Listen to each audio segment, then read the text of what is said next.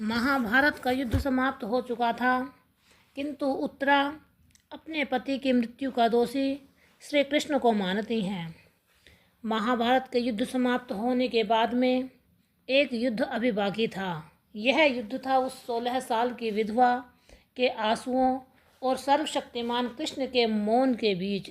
यह युद्ध था उत्तरा के प्रश्नों और कृष्ण की रहस्यमयी चुप्पी का। उत्तरा, जिसके गर्भ में कुरुवंश का एकमात्र चिराग पल रहा था, उसने अपने पति अभिमन्यु की मृत्यु के बाद कृष्ण से वह सवाल पूछा जिसे सुनकर धर्मराज युधिष्ठिर भी कांप उठे। महाबली भीम ने अपनी गदा नीचे रख दी। स्वयं अर्जुन की आंखें भी झुक गई थीं। उत्तरा ने कृष्ण से पूछा, हे मधुसूदन, आप तो त्रिभुवन के स्वामी हैं। आप चाहते तो यह युद्ध रोक सकते थे। आप चाहते तो मेरे पति को बचा सकते थे। फिर आपने ऐसा क्यों नहीं किया? मेरे पति को आपने क्यों नहीं बचाया? इस एक प्रश्न ने द्वारिकाधीश को निःशब्द कर दिया। आखिर क्यों कृष्ण चुप रहे? क्या था चक्रव्यूह का वो रहस्य जो केवल कृष्ण जानते थे? जानने के लिए इस कहानी को सुने। कुरुक्षेत्र की वह संध्या किसी भी सामान्य संध्या जैसी नहीं थी। आकाश का रंग सिंदूरी नहीं, अपितु रक्त रंजित था। जैसे युद्ध भूमि में बहा हुआ सैकड़ों योद्धाओं का लहू आकाश में छा रहा हो। वायु में विजय का उल्लास नहीं था, अपितु मृत्यु की एक ठंडी भारी गंध व्याप्त थी। जले हुए वो सब धूल का ऐसा मिश्रण जो हर सांस के साथ फेफड़ों में ऐसी एक चुभन सी पैदा कर रहा था। पांडवों का शिविर जो 18 दिनों तक रणनीति शौर्य का केंद्र बना था, आज वह विशाल शमशान की तरह ही प्रतीत हो रहा था, जहाँ जीवित लोग भी शवों की भांति मौन बैठे हुए थे। विजय की पताका फहरने के बाद भी हस्तिनापुर के सिंहासन पर अभी कोई बैठने को तैयार नहीं था। इस विजय की कीमत इतनी बड़ी थी कि स्वयं विजेता भी अपनी जीत का शोक ही मना रहे थे। हर चेहरे पर एक ही प्रश्न था कि क्या यह युद्ध टल नहीं सकता था? वास्तव में क्या सत्ता भोगने के लिए यह युद्ध जरूरी था? शिविर के हर कोने में रोने की आवाज़ें आ रही थीं। कोई अपने पुत्र को रो रहा था, कोई अपने पति को रो रहा था, कोई अपने भाई को रो रहा था, और महारानी द्रौपदी भी अपने 5 पुत्रों और अभिमन्यु के शोक में संतृप्त थीं। उधर बैठी हर औरत की आंख में आंसू ही आंसू थे। हृदय में केवल एक धधकती ज्वाला शेष रह गई थी, वही ज्वाला जो इस युद्ध का कारण बनी थी। पर आज वह ज्वाला भी प्रतिशोध की अग्नि में नहीं जल रही थी, अपितु सर्वनाश की पीड़ा में थी। पांचाली के निकट ही उसकी सास महारानी कुंती अपने पुत्र, ज्येष्ठ पुत्र कर्ण के शोक में वह अपने पोतों के शोक में थी। गांधारी भी वहीं बैठी थी, जो अपने 100 पुत्रों के दुख को अपनी अपनी जगह पर हिमालय जैसा विशाल था। पर आज वे एक दूसरे के शत्रु नहीं, अपितु एक दूसरे के दुख की नौका पर सहभागी बनी हुई थी। शिविर के दूसरे छोर पर महाबली भीम अपनी गदा को भूमि पर रखे शून्य से बैठे थे, वहीं जिन्होंने दुशासन को मारा था। आज उनके चेहरे पर वीरता का तेज नहीं था, अपितु गहरे मन में ग्लानि थी। धर्मराज युधिष्ठिर, जो धर्म के साक्षात अवतार माने जाते थे, वे अपने सफ़ेद कपड़ों में लिपटे हुए ऐसे लग रहे थे जैसे वे स्वयं अपने अंतरात्मा के बोझ के तले दबे हुए ये अपने आप से पूछ रहे थे कि यह राज सिंहासन अब किसी स्वर्ण मंडित चिता के समान प्रतीत हो रहा था। अर्जुन, महान धनुर्धर, अपने गांडीव को एक ओर रखकर भूमि पर शून्य से बैठे थे। उनकी दृष्टि अपने अभिमन्यु को ढूंढ रही थी, वही अभिमन्यु जो उनके शौर्य और सुभद्रा के प्रेम का प्रतीक था। आज वह केवल एक स्मृति बनकर रह गया था। इस सामूहिक शोक मौन के महासागर के ठीक मध्य में एक द्वीप की भांति अकेली खड़ी थी वो 16 वर्षीय राजकुमारी उत्तरा, विराट नगर की राजकुमारी, अभिमन्यु की पत्नी। अब अभिमन्यु की विधवा अपने सफ़ेद वस्त्रों में एक अजीब सी झलक चमक बखेर रही थी, पर उसका मुख किसी भाव से रहित था। उसकी आंखें, जिसमें कल तक प्रेम था, भविष्य के सपने तैर रहे थे, आज एक सूखे सरोवर की भांति आंसुओं से लिप्त थीं। केवल एक भयानक शून्यता थी। ऐसा लग रहा था जैसे उसकी आत्मा अब शरीर छोड़ चुकी हो और बहुत दूर जाने वाली हो। केवल एक देह यहाँ खड़ी रह गई हो। अभी 6 मास ही तो हुए थे उसके विवाह को। उसे स्मरण था वह दिन जब वह दुल्हन बनकर हस्तिनापुर आई थी। अभिमन्यु का वह तेजस्वी मुख, उसकी मुस्कान, उनका हर स्पर्श उसे आज भी उतना ही जीवंत प्रतीत हो रहा था। एक क्षण के लिए उसे भ्रम हुआ कि कहीं यह बुरा स्वप्न तो नहीं है। अभी अभिमन्यु आएंगे और उससे कहेंगे, अरे स्वप्न से जागो, और कहेंगे, प्रिय उत्तरा, इतनी व्यथित क्यों हो? मैं यूं ही यही हूँ तुम्हारे पास। पर यह प्रश्न स्वप्न नहीं था, यह यथार्थ था। एक ऐसा यथार्थ जो किसी भी दुःस्वप्न से अधिक भयावह होता है। उसका पति, उसका वीर अभिमन्यु अब कभी लौटकर नहीं आएगा। यह विचार जैसे ही उसके मन में कौंधा, उसके अंदर की शून्यता टूटने लगी और वह उस शून्यता के स्थान पर एक बवंडर उठने लगा। एक ऐसा बवंडर जिसमें असंख्य प्रश्न थे। क्यों, कैसे, किसने, यह सब क्यों हुआ? वह तो केवल 16 वर्ष का था, एक बालक था। उसे तो अभी जीवन देखना था। उसे तो अपने पुत्र का मुख देखना था, जो अभी उत्तरा के गर्भ में नन्हे से बीज के रूप में पल रहा था। कुरुवंश का एकमात्र भविष्य। इस विचार ने उत्तरा के अंदर एक नई चेतना का संचार किया। यह केवल उसके पति की मृत्यु ही नहीं थी, यह उसके होने वाले पुत्र के भविष्य की हत्या भी थी। उसे अनाथ बना दिया गया था। जन्म लेने से पहले ही इस सब का दोषी कौन था? कौन था वह जिसके निर्णय पर यह पूरा युद्ध टिका हुआ था? कौन था वह जो चाहता था इस विनाश को रोक सकता था? उत्तरा की रिक्त दृष्टि ने शिविर में घूमना आरंभ किया। वह अपने ससुर अर्जुन को देखती है, जो स्वयं शोक में डूबे हुए थे। वह अपनी सास सुभद्रा को देखती है, जो अपने पुत्र वियोग में मूर्छित सी पड़ी थी। धर्मराज युधिष्ठिर को देखती है, जो ग्लानि में डूबे हुए, नहीं नहीं, ये नहीं हो सकते, इन सभी प्रश्नों उत्तर ये नहीं हैं, ये तो स्वयं एक ऐसा असहाय हैं। उनकी दृष्टि अंत में जाकर एक व्यक्ति पर टिकती है, जो इस समस्त शोक और विलाप के कोलाहल से अविचल शांत खड़ा था, जिसके मुख पर न दुख था, न कोई ग्लानि थी, न रहस्यमयी मुस्कान थी।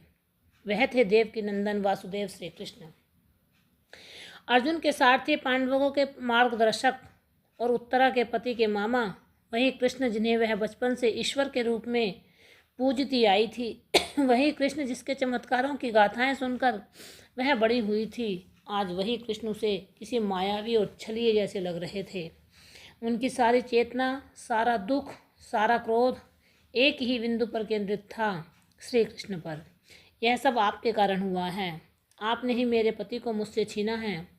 एक अदम्य, एक असहनीय आवेग ने उसे जकड़ लिया।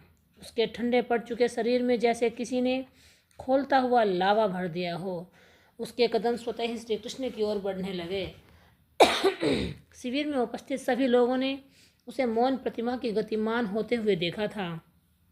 उत्तरा के पैरों में बंधी पायल, जो विवाह के समय सुख और संगीत का प्रतीक थी, आज उसके हर कदम पर एक ऐसी कर्कश मनहूस ध्वनि उत्पन्न कर रही थी, जैसे कोई जंजीर घिसड़ रही हो। हर कोई समझ गया था कि तूफान आने वाला है। महारानी द्रौपदी ने उसे रोकना भी चाहा, पुत्री उत्तरा रुको, पर उत्तरा ने सुना नहीं। उसकी दृष्टि तो बस कृष्ण पर टिकी थी। वह किसी वीर व्यक्ति की भांति आगे बढ़ती रही। महाबली भीम, अर्जुन भी अपनी जगह से उठे, पर युधिष्ठिर ने उन्हें हाथ से रोक दिया। शायद वह जानते थे कि उत्तरा के हृदय में जो ज्वाला धधक रही है, उसे शांत करने का सामर्थ्य किसी में नहीं है। वह यह भी जानते थे कि उत्तरा जो प्रश्न पूछने जा रही है, वह केवल उसका ही प्रश्न नहीं, अपितु उन सभी के मन में उठने वाला एक यह मौन प्रश्न था। उत्तरा चलती रही, भीड़ को चीरती हुई, शोक में डूबे योद्धाओं के बीच से रास्ता बनाती हुई। अंत में जाकर वह कृष्ण के ठीक सम्मुख खड़ी हो गई। दोनों के बीच कुछ गज की दूरी थी, पर ऐसा प्रतीत हो रहा था जैसे एक भक्त अपने भगवान से के बीच का अनंत काल का विश्वास आज एक पतले से धागे पर लटका हुआ हो। कृष्ण ने उसे देखा। उसकी आंखों में वही अपार करुणा थी, वही वात्सल्य था, पर उसके होठ सिले हुए थे। उसके मुख पर वही शांत मुस्कान थी, वही मुस्कान जो द्रौपदी के चीरहरण के समय भी थी, वही मुस्कान जो गीता के उपदेश के समय भी थी। पर आज इस शोक के क्षण में वह मुस्कान उत्तरा को किसी व्यंग की भांति चुभ रही थी। उसे लग रहा था कि कृष्ण उसकी पीड़ा पर, उसकी इस दयनीय अवस्था पर मुस्कुरा रहे हैं। बस उसके सब्र का बांध टूट गया। उसके होठ कांपे और एक सिसकी के साथ पहला शब्द निकला, माधव। यह पुकार नहीं थी, यह एक क्रोध था। कोई घायल नागिन अपने शत्रु को देखकर जैसे क्रोधित होती है। उत्तरा ने अपनी पूरी शक्ति बटोर कर बोलना प्रारंभ किया। उसके स्वर में हर शब्द के साथ तीव्र और दृढ़ता होती गई। हे केशव, हे द्वारिकाधीश, हे त्रिभुवन के स्वामी। वह हर नाम पर जोर दे रही थी, जैसे कृष्ण को उसकी शक्तियाँ, उसका सामर्थ्य याद दिला रही हो। आप तो सर्वशक्तिमान हैं, आप तो सर्वज्ञाता हैं। आपकी इच्छा के बिना तो इस सृष्टि में एक पत्ता भी नहीं हिल सकता। ऐसा ही सुना है मैंने, धर्म ग्रंथों में ऐसा ही लिखा हुआ है। अपने भक्त तो आज आप मैं पूछना चाहती हूँ, मेरे पति की मृत्यु आपकी इच्छा से हुई या आपकी इच्छा के विरुद्ध? शिविर में एक भयानक सन्नाटा छा गया। हर किसी की सांसें जैसे रुक सी गई हों। एक 16 वर्ष की बालिका, एक विधवा, आज साक्षात परब्रह्म को कटघरे में खड़ा कर रही थी। कृष्ण अब भी मौन थे। उनकी मुस्कान में कोई परिवर्तन नहीं आया। उत्तरा का क्रोध और भड़क गया। चुप क्यों हो आप? उत्तर दीजिए।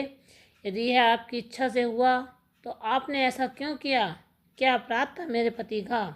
वह तो धर्म के पक्ष में लड़ रहा था, वह तो आपके ही पक्ष में लड़ रहा था। और यदि यह आपकी इच्छा के विरुद्ध था तो फिर आप सर्वशक्तिमान कैसे हुए? आप तो एक बालक को भी नहीं बचा सके। कैसा है यह आपका ईश्वरत्व, जो एक निहत्थे 16 वर्षीय किशोर को 7 महारथियों के अधर्म से नहीं बचा पाया?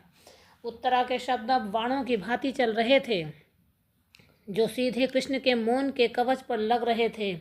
कहा था आपका सुदर्शन चक्र तब, जब द्रोण, कर्ण, कृपाचार्य, अश्वत्थामा और धर्म से तथाकथित रक्षकों ने मिलकर मेरे पति को घेर लिया था। कहाँ थी आपकी वह प्रतिज्ञा कि आप धर्म की रक्षा के लिए अवतार लेते हैं? क्या मेरे पति का वध आपको धर्म नहीं लग रहा था? कहाँ थी वो आपकी नारायणी सेना? कहाँ थे आपकी वह माया जिसने एक बार पूरे कौरव दल को मोह लिया था? आप चाहते तो एक क्षण में युद्ध का पासा पलट सकते थे। आप चाहते तो उस चक्रव्यूह को भेदने से पहले ही नष्ट कर सकते थे, पर आपने ऐसा नहीं किया। क्यों? उत्तर दीजिए माधव। केशव, उत्तर दीजिए। उत्तरा अब चीख रही थी। उसका गला रुंध गया था, पर वह रुकना नहीं चाहती थी। आज उसे अपने प्रश्नों के उत्तर चाहिए थे। आप तो मेरे ससुर के सारथी थे, आप तो इस युद्ध के मुख्य सूत्रधार थे। क्या आप नहीं जानते थे कि यह चक्रव्यूह की रचना केवल और केवल अभिमन्यु को फंसाने के लिए की गई है? आप जानते थे, आप सब कुछ जानते थे।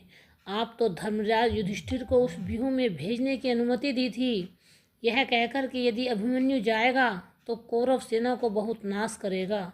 आपने उसके शौर्य का उपयोग किया, उसकी वीरता को अपनी विजय की सीढ़ी बनाई। जब वह अकेला पड़ गया तो उसे मरने के लिए छोड़ दिया। आपने मेरे पति को बलि चढ़ा दी अपनी इस धर्म स्थापना की वेदी पर। यह आरोप इतना भयानक था कि स्वयं अर्जुन भी सिहर उठे। उन्होंने आगे बढ़कर कहा, कहना चाहा, पुत्री ऐसा ना कहो। कृष्ण पर उत्तरा ने ही उन्हें हाथ के इशारे से रोक दिया। नहीं ससुर जी, आप मुझे कोई नहीं रोक सकता। आज मुझे सत्य जानना है। आज इस भक्त और भगवान के रिश्ते का अंतिम निर्णय होकर ही रहेगा। उनकी दृष्टि पुनः कृष्णा पर स्थिर हो गई। कहते हैं आप तो घट घट के जानते हैं। आप तो यह भी जानते थे कि अभिमन्यु चंद्रदेव के पुत्र हैं, वर्चा का अवतार हैं, जिसे पृथ्वी पर केवल 16 वर्षों तक ही जीवन मिला है। आपने इस रहस्य को सबसे छिपा कर रखा। आपने मेरे पिता को भी नहीं बताया, आपने मेरी सास को भी नहीं बताया, और विवाह के समय आपने मुझे भी यह सत्य जानने का अधिकार नहीं दिया। क्यों माधव, क्यों किया यह छल? यदि आप पहले ही बता देते तो शायद यह विवाह ही न होता, शायद आज मैं विधवा न होती। आपने एक ज्ञात मृत्यु के कुएं में मेरे पति को धकेला है, हम सब को धोखे में रखा है। क्या यही आपकी लीला है? क्या यही आपका धर्म है? एक 16 वर्ष की लड़की का सुहाग उजाड़ कर, उसके गर्भ में पल रहे शिशु को जन्म से पहले ही अनाथ बनाकर आप कौन से धर्म की स्थापना कर रहे हैं? उत्तर दीजिए। उत्तरा अब और खड़ी नहीं रह सकी। उसके पैरों ने उसका साथ छोड़ दिया था। वह घुटनों के बल कृष्ण के चरणों के पास भूमि पर गिर पड़ी। उसका सारा क्रोध, सारी ऊर्जा अब समाप्त हो चुकी थी। अब केवल दुख का एक अथाह सागर था जो उसकी आंखों से बह रहा था। उसने अपना सिर कृष्ण के चरणों से कुछ दूरी पर भूमि पर टिका दिया। एक छोटे बच्चे की भांति फूट फूट कर रोने लगी। मेरे पति को आपने क्यों नहीं बचाया प्रभु, क्यों नहीं बचाया? वह तो आपको इतना मानता था, वह तो आपको अपना आदर्श कहता था, फिर आपने उसके साथ ऐसा क्यों किया? क्यों प्रभु, क्यों? उसका विलाप इतना करुण था कि शिविर में उपस्थित कठोर से कठोर योद्धाओं की आंखों में आंसू आ गए थे। सुभद्रा दौड़कर अपने पुत्र वधू के पास आना चाहती थी, पर उसके पैरों में इतनी शक्ति ही नहीं बची थी। द्रौपदी ने अपना मुख अपने हाथों में छिपा लिया था। भीमसेन ने अपनी गदा को इतनी जोर से भींचा कि उसकी उंगलियों के पोर सफ़ेद पड़ गए थे। अर्जुन की आंखों से अविरल अश्रुधारा बह रही थी। उन्हें उत्तरा के हर शब्द में अपना ही अपराध बोध दिख रहा था। वह स्वयं को कोस रहे थे। क्यों उन्होंने जयद्रथ को चक्रव्यूह के द्वार पर रोकने का वचन दिया? क्यों वह संसप्तों के साथ युद्ध में उलझ गए थे? क्यों वह अपने पुत्र को अकेला छोड़ गए थे? पर उत्तरा का दुख इन सब से परे था। उसकी शिकायत किसी मनुष्य से नहीं थी। उसकी शिकायत सीधे उस नियंता से थी, उस ईश्वर से थी जिस पर वह अखंड विश्वास करती थी। आज वही विश्वास तार तार हो चुका था। उत्तरा के इन प्रश्नों ने यकीनन आपके मन को भी झकझोर दिया होगा। एक भक्त, आपने भगवान से ऐसा संवाद शायद ही आपने कहीं सुना होगा। उसका शरीर हिचकियों से काँप रहा था। उसके खुले हुए केस भूमि पर बिखरे हुए थे। वह बार बार एक ही बात दोहरा रही थी, क्यों नहीं बचाया? कृष्ण अब भी शांत खड़े थे, एक पर्वत की भांति जो स्थान पर दृढ़ रहता है। चाहे कितनी भी आंधियां आए, तूफान उससे टकराकर वापस ही चले जाते हैं। ना ही तो वह शब्द कहा और ना ही वह उत्तरा को सांत्वना देने के लिए झुके। उन्होंने उसे उठाया भी नहीं, बस अपने पलक करुणा की भरी दृष्टि से उसे देखते रहे। उसका यह मौन, उनकी यह स्थिरता उत्तरा के लिए किसी भी कठोर उत्तर से भी अधिक पीड़ादायक थी। उसे लग रहा था कि उसकी पीड़ा के लिए उसके आंसू, उसके प्रश्नों का कृष्ण पर कोई प्रभाव नहीं पड़ रहा है। वह एक ऐसे द्वार पर अपना सिर पटक रही है जो कभी न्याय के लिए नहीं खुलेगा। वह एक ऐसे ईश्वर से न्याय मांग रही है, शायद वह बहरा हो चुका है या जिसे अपने भक्तों की पीड़ा पर कोई लेना देना ही नहीं है। धीरे धीरे उत्तरा के विलाप का स्वर धीमा पड़ने लगा। उसके शरीर की सारी शक्तियाँ समाप्त हो चुकी थीं। अब वह रो भी नहीं पा रही थी। बस उसकी हिचकियाँ, उसकी कांपती हुई देह, उसकी असहनीय दुख की गवाही दे रही थी। रात्रि का अंधकार और गहरा हो गया था। शिविर में जल रही मशालें भी जैसे इस दुख के वातावरण में अपने लोग को समेटे हुए थी। पांडव, द्रौपदी, कुंती, सुभद्रा सभी अपनी अपनी जगह पर जड़वत खड़े थे। किसी को समझ नहीं आ रहा था कि इस स्थिति में क्या किया जाए, क्या कहा जाए। आज पहली बार उन्हें कृष्ण की उपस्थिति सांत्वना देने वाली नहीं, अपितु भयभीत करने वाली लग रही थी। उनका मौन एक अनबूझ पहेली बन गया था, एक ऐसा रहस्यमय व आवरण जिसने उन्हें पूरी तरह से ढक लिया था। वह वास्तव में दोषी हैं? क्या उत्तरा के आरोप सत्य हैं? क्या कृष्ण ने सच में अभिमन्यु की बलि दी है? यह सब प्रश्न अब हर किसी के मन में कांटे की तरह चुभ रहे थे, पर किसी में इतनी साहस नहीं था कि वह कृष्ण से यह प्रश्न पूछ सके। यह साहस केवल उत्तरा ने किया था। अब वह उनके चरणों में एक पराजित योद्धा की भांति पड़ी हुई थी। युद्ध तो समाप्त हो चुका था, पर एक और युद्ध अभिशेष था। एक माँ का युद्ध, एक पत्नी का युद्ध, एक भक्त का युद्ध। इस युद्ध का परिणाम अभी बाकी था। इसका निर्णय कृष्ण के मौन के टूटने पर ही होना था। वह सुबह कब आएगी जब कृष्ण बोलेंगे? वह क्षण कब आएगा जब इस रहस्य से पर्दा उठे? यह जानने के लिए पूरा शिविर, शायद पूरी सृष्टि अपनी सांसें रोके हुए प्रतीक्षा कर रही थी। उत्तरा की चेतना धीरे धीरे लुप्त हो रही थी। दुख और थकान के भार से उसकी आंखें बंद होने लगीं और अचेतन होने से ठीक पहले उसे ऐसे प्रतीत हुआ जैसे कृष्ण के शांत मुख पर स्थित मुस्कान किंचित मात्र भी परिवर्तित नहीं हुई थी। उनकी करुणा भरी आंखों से दो आंसू ढलक कर भूमि पर गिरे, ठीक उसी स्थान पर जहाँ उत्तरा का मस्तक टिका हुआ था। पर उसका यह भ्रम था, यथार्थ यह वह जान न सकी। वह गहन निद्रा में नहीं, अपितु दुख की एक गहरी खाई में गिरती चली गई, जहाँ केवल अंधकार था। उस अंधकार में एक ही प्रश्न गूंज रहा था, मेरे पति को आपने क्यों नहीं बचाया? क्या कृष्ण का मौन टूटेगा? क्या उत्तरा को उसके हृदय के चीर देने वाले प्रश्नों का उत्तर मिलेगा? चक्रव्यूह की यह योजना वह कौन सा अनकहा रहस्य था जो अभिमन्यु वीर गति का कारण बना? सबसे महत्वपूर्ण, कृष्ण कैसे इस टूटी हुई निराश भरी विधवा को उसके गर्भ में पल रहे कुरुवंश के एकमात्र भविष्य परीक्षित के लड़ने की शक्ति देंगे?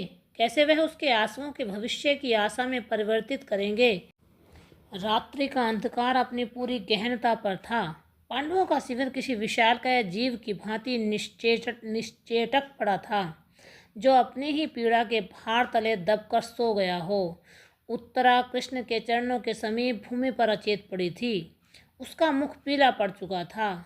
उसकी सांसें इतनी धीमी थीं कि जीवन का आभास भी मुश्किल से हो रहा था। कृष्ण अब भी उसी स्थान पर, उसी मुद्रा में खड़े थे।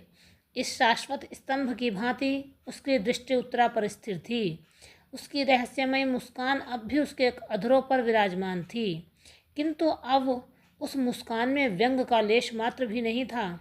उसमें केवल एक गहरी असीम करुणा, वात्सल्य का भाव, जैसे कोई पिता अपनी मूर्छित पुत्री को देख रहा हो, जो खेल कर थक गई हो, अब विश्राम कर रही हो। रात्रि का प्रत्येक पहर बीतता गया। शिविर में जल रही मशालें एक एक करके बुझती गईं। धीरे धीरे पूर्व दिशा में एक हल्की सी रक्तिम आभा प्रकट होने लगी। यह एक नए दिन का आरंभ था। एक नई सी सुबह अपने साथ केवल प्रकाश ही नहीं, अपितु उत्तर भी लेकर आने वाली थी। जैसे ही सूर्य की पहली किरण ने शिविर के ध्वज को स्पर्श किया, कृष्ण हिले। उनके शरीर में एक सूक्ष्म सी गति हुई। उन्होंने अपने स्थान से एक पग आगे बढ़ाया। वह धीरे से चलकर उत्तरा के समीप आए और उसके सिर के पास भूमि पर बैठ गए।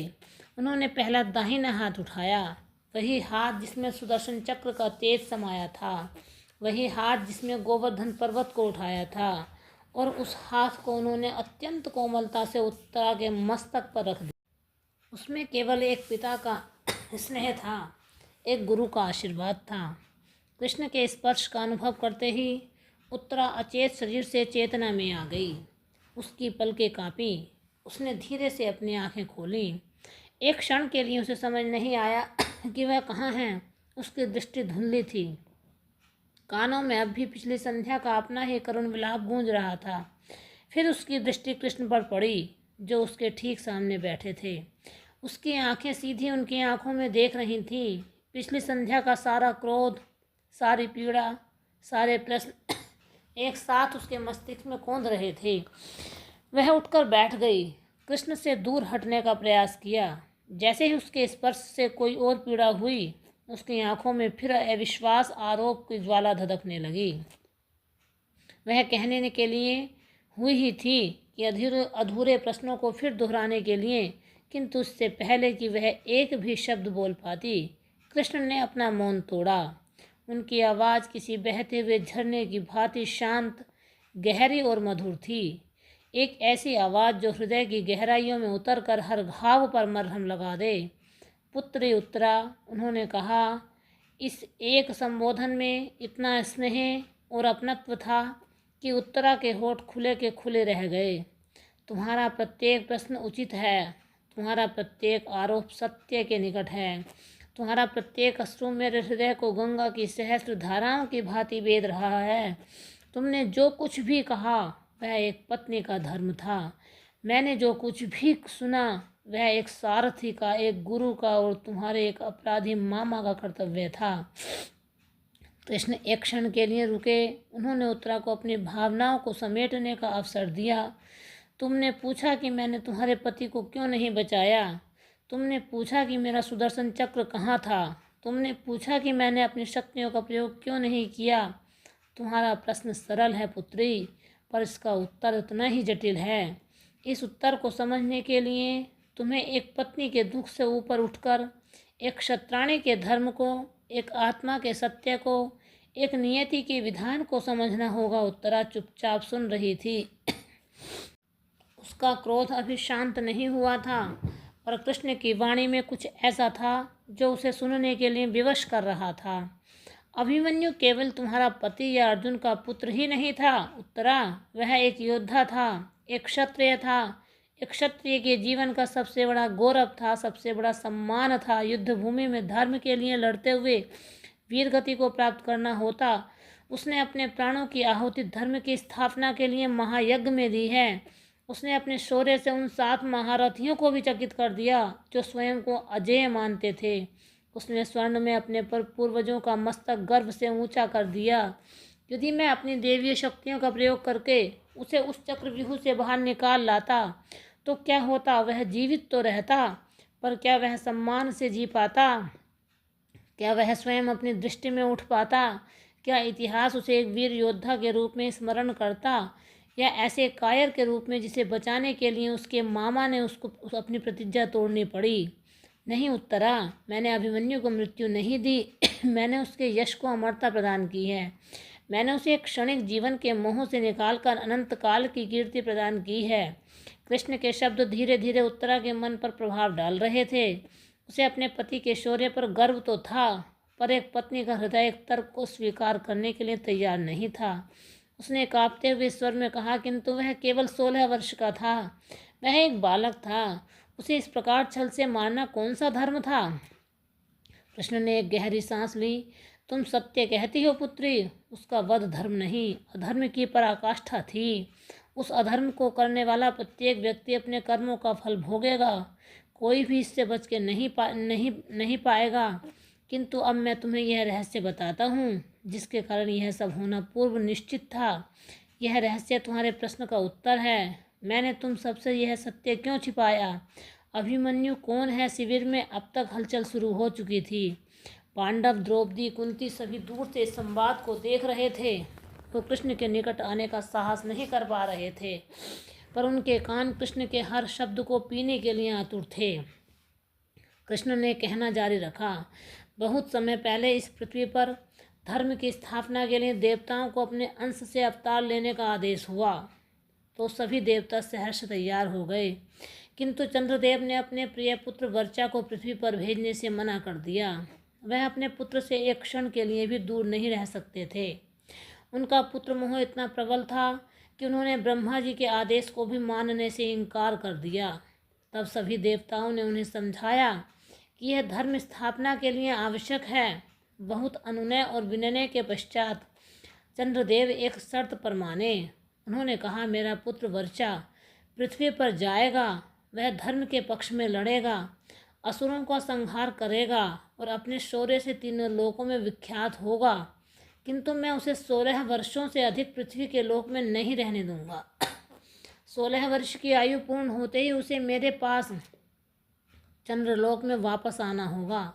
देवताओं के पास इस शर्त को मानने के अतिरिक्त कोई और विकल्प नहीं था, और वही वर्चा तुम्हारा पति अभिमन्यु के रूप में जन्मा था उत्तरा। यह रहस्योदय घटना इतना बड़ा था कि उत्तरा को लगा जैसे उसके पैरों के नीचे से धरती खिसक गई हो। अभिमन्यु का जीवन केवल 16 वर्ष का ही था। उसकी मृत्यु कोई आकस्मिक घटना नहीं थी, अपितु एक पूर्व निश्चित सत्य था। कृष्ण ने उसकी आंखों में देखते हुए कहा, अब तुम ही बताओ पुत्री, यदि यह सत्य मैं तुम्हें विवाह से पूर्व बता देता तो क्या तुम अभिमन्यु से इतना निस्वार्थ प्रेम कर पाती? क्या तुम्हारा प्रत्येक दिन प्रत्येक क्षण इस भय में न बीतता कि तुम्हारे पास केवल कुछ ही समय शेष हैं? क्या तुम उन 6 मासों को जी पाती जो तुमने उसके साथ बिताए, या तुम केवल उसकी मृत्यु की प्रतीक्षा करती रहती? मैंने तुम्हें धोखे में नहीं रखा उत्तरा। मैंने तुम्हें कुछ अनमोल क्षण दिए, प्रेम के, सुख के और एक पूर्ण जीवन के, जिन्हें तुम अपनी स्मृति में संजो कर रख सको। मैंने तुम्हें एक ऐसी पीड़ा से बचाया जो तुम्हें तिल तिल करके हर दिन मारती। मैंने तुम्हें एक अल्प आयु पति की पत्नी होने का दुख नहीं, अपितु एक वीर की पत्नी होने का गौरव प्रदान किया है। कृष्ण के इन शब्दों ने उत्तरा के हृदय पर सबसे गहरा प्रभाव डाला। उसे पहली बार लगा कि कृष्ण का निर्णय क्रूरता नहीं अपितु करुणा से भरा हुआ था। उसकी आंखों से आंसू बहने लगे, पर इस बार इन आंसुओं में क्रोध नहीं अपितु एक अजीब सी शांति, स्वीकृति का भाव था। कहानी एक ऐसे भावुक मोड़ पर आ गई थी कि कृष्ण ने अभिमन्यु की मृत्यु के पीछे का सबसे बड़ा रहस्य से पर्दा उठा दिया था। चंद्रदेव और उसके पुत्र वर्षा की यह कथा आपको अच्छी लगी होगी। कृष्ण ने जो तर्क दिया, उत्तरा को यह सत्य क्यों नहीं बताया? क्या आप भी इस चीज़ से सहमत हैं? कृष्ण का यह सत्य सभी जानकर आश्चर्यचकित हुए और उनके आगे नतमस्तक हो गए। अब उत्तरा के मन से भी वह बोझ उतर गया था कि कृष्ण ने उसे धोखा दिया है या वह उसके पति की मृत्यु के दोषी हैं। उसने सिसकते हुए कहा, हे माधव, मैं अज्ञानी हूँ, मैं आपकी लीलाओं को नहीं जानती। धर्म और कर्म के विधान को समझने में मैं असमर्थ हूँ। मैं बस इतना जानती हूँ कि मेरे पास कुछ नहीं बचा। मेरा भविष्य अंधकारमय हो गया है। मैं किसके सहारे जीऊँगी? मेरा जीवन अब निरर्थक सा ही मुझे महसूस हो रहा है। जहाँ एक नन्हा सा जीवन पल रहा था, कृष्ण की दृष्टि ने उसका अनुसरण किया। उसके मुख पर वही रहस्यमय मुस्कान और गहरी हो गई। उन्होंने कहा, निरर्थक तुम्हारा जीवन निरर्थक है उत्तरा।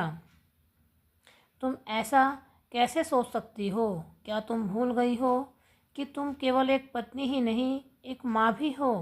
क्या तुम भूल गई हो कि तुम्हारे गर्भ में ही कुरुवंश का एकमात्र दीपक है?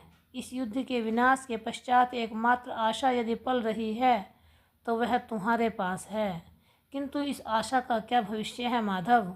इस संसार में आने से पहले ही यह अनाथ हो चुका है, और कौन जाने इस युद्ध की प्रतिशोध की ज्वाला में मेरे इस पुत्र को भी भस्म न कर दे कोई। जैसे ही उत्तरा ने यह कहा, कृष्ण का मुख गंभीर हो गया। उनकी मुस्कान भी लुप्त हो गई। उनकी आंखों में एक ऐसा तेज उत्पन्न हुआ जिसे देखकर सूर्य का प्रकाश भी फीका पड़ सकता था। उन्होंने एक दृढ़ और लगभग क्रोधित स्वर में कहा, जब तक मैं जीवित हूँ तुम्हारे पुत्र को कोई स्पर्श भी नहीं कर सकता उत्तरा, कोई नहीं। कृष्ण ने इस बदलते हुए रूप को देखकर उत्तरा सहम गई। उसे समझ नहीं आया कि उसकी किस बात ने कृष्ण को इतना विचलित कर दिया हो। कृष्ण ने उसकी मनः स्थिति को भांप लिया।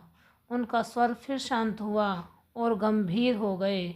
पुत्री, तुमने केवल अपने पति को खोने का दुख देखा है, पर तुमने वह नहीं देखा जो इस दुख के पश्चात घटा। तुमने केवल अभिमन्यु की मृत्यु का सत्य जाना, पर तुमने उसके पश्चात हुए सबसे बड़े अधर्म और मेरे द्वारा किए गए सबसे बड़े चमत्कार को नहीं जाना। अब उत्तरा समझ चुकी थी कि यह विधि का विधान था जो मेरे साथ हुआ। इसलिए उन्होंने हाथ जोड़कर नतमस्तक हुई और कृष्ण के इस वाक्य को भी स्वीकार किया और अपनी गलती को भी स्वीकार किया।